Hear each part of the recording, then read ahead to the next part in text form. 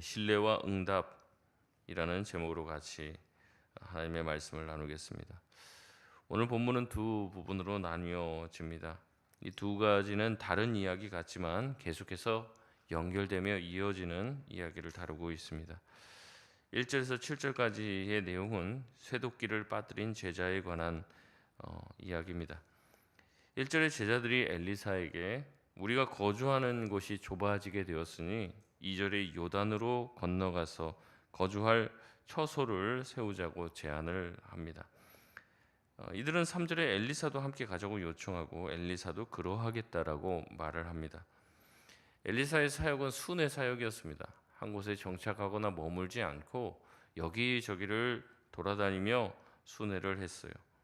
하지만 때로는 머물면서 제자들과 시간을 보내고 함께 한 것이죠. 그러나 이번만큼은 엘리사도 갈 뜻이 없었던 것 같습니다. 만약에 그랬다면 당연히 같이 가는 것이었죠. 그러나 함께 가는 것이 아니었기 때문에 제자들은 함께 가자라고 요청을 합니다. 아마도 불안한 마음이 있었을 수도 있고 또 새로운 터를 짓고 또 새로운 건물을 짓는 일에 어떠한 문제가 생길지 몰라 든든한 지원군인 이 엘리사가 함께 한다면 좋으리라 생각했을 것 같습니다. 엘리사도 그 의견에 동의하여 함께 요단으로 갔습니다. 가서 도착하자마자 집을 짓기 시작하는데 나무를 베기 시작하는 것이죠. 그러다 큰일이 벌어지게 된 겁니다. 우리 5절 말씀 같이 한번 읽겠습니다. 시작. 한 사람이 나무를 벨 때 쇠도끼가 물에 떨어진지라. 이에 외쳐 이르되 내 주여 이는 빌려온 것이니이다 하니. 쇠도끼가 물에 떨어진 거는 큰일이긴 하죠. 근데 이렇게 내 주여 이는 빌려온 것이니이다. 이게 이제 성경 원어로 보면 더 크게 애통하며 아우 진짜 난리가 났습니다. 이렇게 얘기하는 겁니다. 이렇게 크게 호들갑 떨 일인가 싶기도 하죠. 게다가 엘리사는 물에 빠진 쇠도끼가 어디에 떨어졌냐 물어보고 나뭇가지를 띄어서 그 쇠도끼를 떠오르게 합니다. 이런 걸 가리켜 재능 낭비라고 하죠. 엘리사가 아무리 능력이 있기로서니 자기 쇠도끼 잃어버렸다고 그거 찾아달라고 하냐는 거죠. 게다가 거기에 하나님은 자기의 힘을 사용하셔서 그 일을 이루십니다. 우리가 봤을 때는 참 이런 것까지 구하고 이런 것까지 하나님의 기적이 필요한가 이런 생각이 들 수 있습니다. 그러나 이 이야기를 단편적으로 보지 않고 조금 더 깊이 살펴보면 다른 내용들이 함께 들어가 있는 것을 알 수가 있죠. 우선 지금 제자가 잃어버린 도끼는 자기 도끼입니까? 아니면 빌려온 도끼입니까? 빌려온 도끼예요. 근데 그 당시에 도끼는요, 일상생활에 필요한 필수품이었습니다. 우리가 휴대폰 다 가지고 있듯이 그 당시에 삶을 살기 위해서는 나뭇가지를 꺾는 일들, 나무를 패고 장작을 패는 일들이 일상 다반사였기 때문에 도끼는 그들의 삶에 있어서 필수품입니다. 근데 그 필수품이 없다는 것 자체가 지금 이 제자들 또 엘리사의 삶이 어떻다는 겁니까? 굉장히 궁핍하다는 거예요. 굉장히.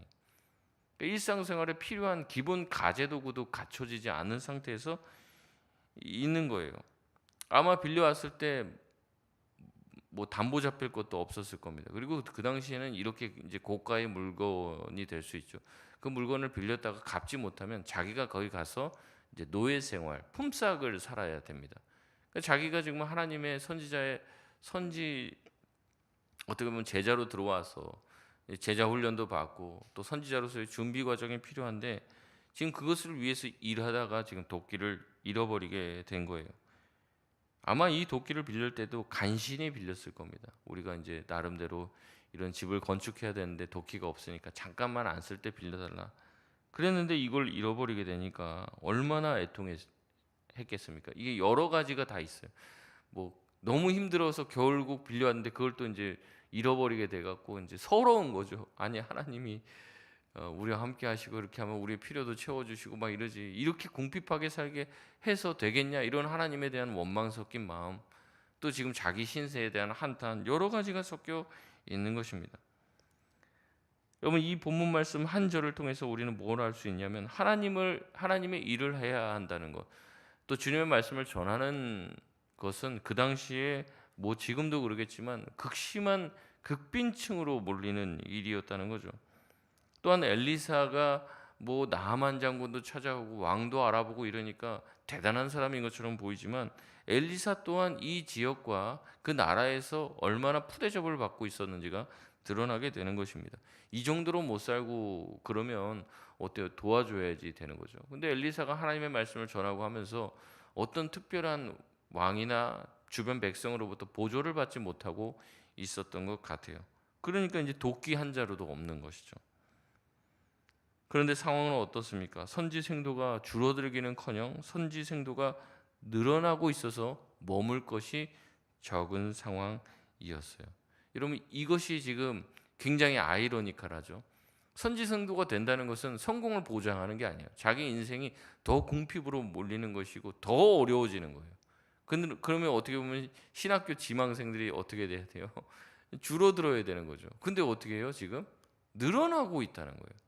하나님의 말씀을 전하고자 하는 선지 생도들이 늘어나고 있어서 자기들이 원래 거주하던 그곳에서 머무는 것이 불가능할 정도의 상황이 되었다는 거죠. 당시 이스라엘 백성의 영적 수준은 어떻습니까? 우상 숭배에 깊이 빠져 있었습니다. 그들의 영적 수준은 이미 파탄난 상태였어요. 그렇기 때문에 하나님을 섬기는 선지자들이 대우받지 못하고 도끼 한 자루가 없는 상황이었습니다. 그럼에도 어떻습니까? 하나님께서는 바알에게 무릎 꿇지 않은 사람들 7천을 남겨두셨고 궁핍과 가난에도 불구하고 이 길을 가겠다고 나서는 선지 생도들이 점점 늘어났다는 거죠. 그들은 자신의 삶을 하나님께 완전히 내어 던졌습니다. 하나님의 말씀을 전하며 하나님의 영광만을 위해서 살겠다고 헌신한 것이죠. 만약에 이스라엘에게 희망이 있다면 이 선지 생도들이었던 거예요. 이들이 교육과 훈련을 잘 받고 이스라엘 곳곳에 흩어져 백성들에게 하나님의 말씀을 가르친다면 이스라엘도 희망이 있는 것이죠. 이스라엘에게 왕도 희망이 있는 것이 아니고 경제적인 어떤 요소도 그들에게 희망이 될 수 있는 것이 아닙니다. 심지어는 오늘 말씀을 통해서 우리는 알 수 있어요. 하나님께서도 이들을 굉장히 주목해 보고 계시다는 거죠. 그들의 아픔에 세심하게 응답하고 있다는 겁니다. 도끼 한 자루 잊어버린 게 뭐 대수입니까? 그런데 거기에 또 엘리사는 나뭇가지를 띄우고 하나님은 거기서 쇠도끼를 찾을 수 있게 함으로 너네들이 그렇게 궁핍하고 힘든 상황이지만 내가 너희들과 함께 하고 있다는 것을 보여주시는 것이에요. 여러분 지금도 마찬가지입니다. 이 땅에 무엇이 소망이겠습니까?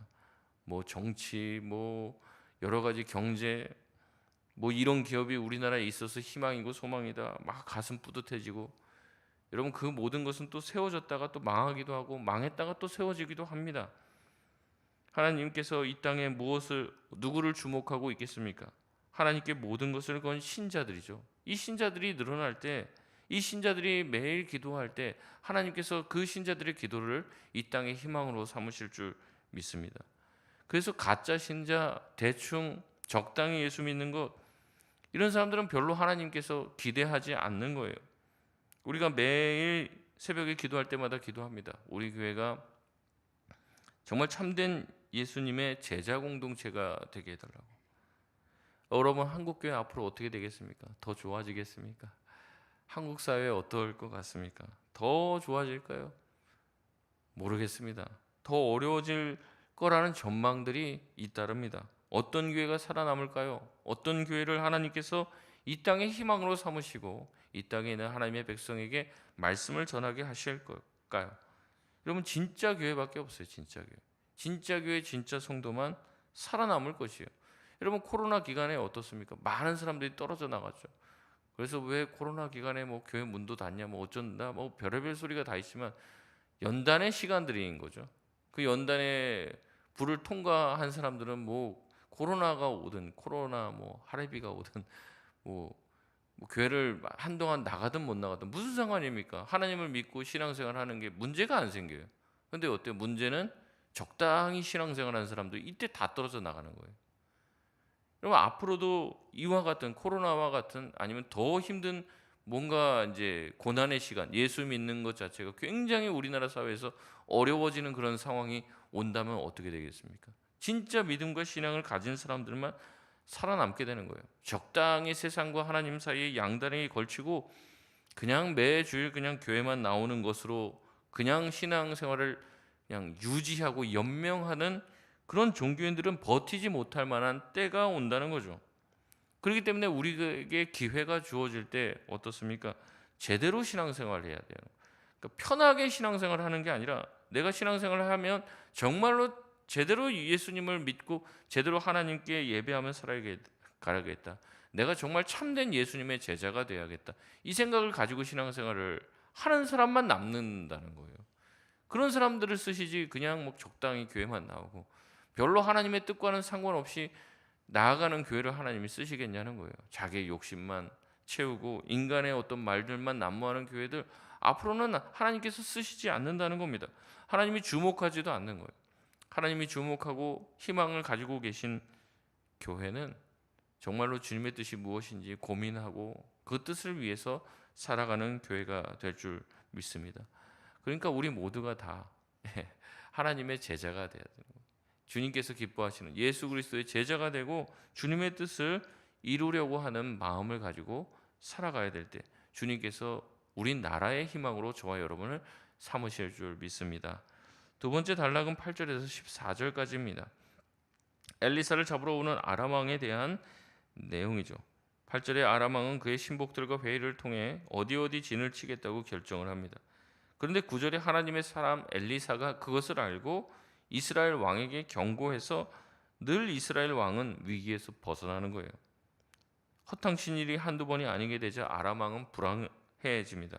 11절에 우리 중에 스파이가 있어서 이스라엘 왕과 내통하고 있는 것 아니냐라고 얘기하죠. 그러자 12절에 그의 신복은 이렇게 대답합니다. 우리 12절 말씀 같이 읽겠습니다. 시작. 그 신복 중에 한 사람이 이르되 주 왕이여 아니로소이다. 오직 이스라엘 선지자 침실에서 하신 말씀을 이스라엘의 왕에게 고하나이다 하는지라. 아멘. 여러분 엘리사는 이스라엘에서는 별로 인정을 못 받는 선지자였어요. 그러나 누구에게 인정받습니까? 적들에게 인정받아요. 이방인들에게. 이방인들 적군의 고관들은 엘리사를 인정합니다. 엘리사가 가장 큰 자신들의 나라의 위협이라고 생각을 해요. 지금 이스라엘 왕이 봉변을 면하는 것도 순전히 누구 덕입니까? 엘리사 덕이죠. 그들이 뭘 방비를 잘하고 작전을 잘 세우는 것이 아닙니다. 아람 왕은 불안한 마음을 떨치고자 당장 엘리사를 잡으러 가자 이야기합니다. 엘리사만 없다면 이스라엘을 집어삼키는 것은 순식간이기 때문에 그렇죠. 13절에 엘리사가 어디 있는지 알아보라고 하고 사람을 보내어 잡을 것이라고 맹세합니다. 이에 하루새에 엘리사를 찾죠. 엘리사가 머물던 도단을 포위하고 점령하려고 합니다. 거기까지 오늘 본문의 말씀이고 내일 또 이어지는데요. 여러분 이 모습이 얼마나 어리석습니까? 자기들이 말한 거와 반대로 하고 있어요. 엘리사가 지금 어디에서 나는 소리까지 지금 듣는다고 하는 거예요. 왕이 자기 침실에서 하는 얘기까지 듣고 있다고 그래요. 근데 지금 이거 모르겠습니까? 지금 자기네들이 잡으러 가자 뭐 이렇게 작전을 짜잖아요. 잡으러 가려고 이스라엘 왕을 쫓아와도 그것을 알아채고 방비를 하는 엘리사가 지금 자기를 잡으러 오는 아람 군대에 대해서 모르겠냐는 거예요. 이스라엘 왕도 못 잡는 아람 왕이 엘리사는 잡을 수 있겠습니까? 그럼에도 불구하고 엘리사를 잡아보려고 노력하는 게 얼마나 어리석냐는 거예요. 엘리사가 아람 왕의 계략을 알 수 있는 것은 누가 알려주셨기 때문에 그렇습니까? 하나님이 알려주셔서 그렇죠. 여러분 하나님께서 엘리사와 함께 하시고 엘리사를 지키시고 엘리사 때문에 어떻게 보면 이스라엘을 지키시고 계시고 역사하고 계신 것이죠. 여러분 어떻게 보면 이스라엘은요 엘리사 한 사람 때문에 지금 무사한지도 몰라요. 엘리사 때문에. 다른 뭐 여럿이 필요한 게 아닙니다. 하나님의 사람 엘리사 하나 때문에 이스라엘이 지금 아람에게 무너지지 않을 수 있다는 거죠. 여러분 이것을 통해서 뭘 보여줍니까? 계속된 본문의 말씀들이 똑같아요. 하나님께서 이스라엘 백성에서 가장 주목하고 있는 게 바로 이 제자 공동체를 주목하고 있고 결국 이스라엘 백성의 흥망성쇠를 움직이는 사람은 누구예요? 엘리사라는 거예요. 하나님은 다수를 선택해서 다수의 힘을 가지고 세상을 변화시키려고 한 적이 아예 없으십니다. 예전부터 그러셨어요. 항상 하나님 앞에 헌신된 소수를 사용하시고 한 사람을 통해서 역사를 이루시고 계십니다. 그렇다면 우리 가족도 마찬가지고 우리 가정, 우리 교회, 우리 나라도 마찬가지가 될 수 있죠. 다른 누군가가 변화해야 되고 우리 전체가 뭐 어떻게 돼야 되는 것, 그것도 물론 중요하겠지만 이 모든 것은 어디서부터 시작하면 돼요? 나에게부터 시작되는 거죠. 내가 바로 서면 됩니다. 하나님은 어떻게 보면 나 하나 때문에 우리 가정을 붙들고 계시는지도 모릅니다. 나 하나가 제대로 서기만 해도 우리 가정과 우리 교회가 우리 나라가 살아날 줄 믿습니다. 이 말씀을 준비하는데 어제 또 정세문 목사님이 그 설교하시면서 자꾸 누구십니까? 막 손들라고 했는데 아무도 안 손드는데 제가 보니까 저 구석에서 수정자매가 혼자서 이렇게 손들더라고요. 하나님 자기를 제일 크게 쓸 것 같다 이렇게 제가 봤습니다 뒤에서. 여러분 나 하나가 대단하지 않은 것 같지만 나 하나가 주님 앞에 헌신되고 주님 앞에 어, 완전히 모든 것을 걸고 나갈 때 하나님께서 나 하나, 우리가 뭐 의인 10명이 없어서 사실은 뭐 소돔과 고모라가 멸망했다고 얘기하지만 하나님이 그러면 또 물어본단 말이죠. 하나님 5명은요? 하나님 3명은요? 1명은요? 그렇게 계속 물어봤다고 해도 하나님은 그 한 명 때문에 무너뜨리지 않을 거라고 아마 말씀하셨을 것입니다. 사실은 의인 한 명이 없는 거죠. 아무리 찾아봐도 의인 한 명이 없는 거예요. 여러분 우리의 문제는 무엇입니까? 자꾸 남을 바라보는 거죠. 다수를 바라보고 우리 전체가 뭐가 안 돼서. 근데 그게 아닙니다. 결국에는 하나입니다. 엘리사와 같은 사람 한 명만 있어도 나라가 무사할 수 있고 안전할 수 있다는 것이죠. 말씀을 맺겠습니다. 엘리사 한 사람 때문에 나라의 흥망성쇠가 결정이 됩니다.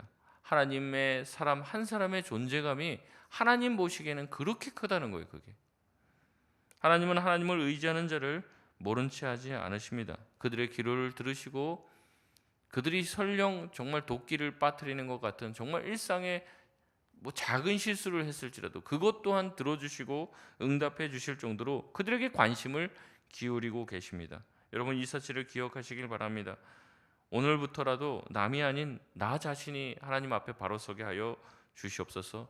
변화와 부흥은 남이 아닌 나로부터 시작이 된다는 것, 부흥과 회복은 나로부터 시작된다는 것을 기억하며 주님 나를 사용하여 주시고 나로 인하여 나의 기도를 통하여 오늘도 우리의 가정과 우리 교회와 우리의 국가가 안전할 수 있도록 주님 지켜 주시옵소서. 주님 앞에 끝까지 바로 서 있는 교회가 바로 우리 교회가 되게 하여 주시옵소서. 기도할 수 있는 저와 여러분 되시길 바랍니다. 우리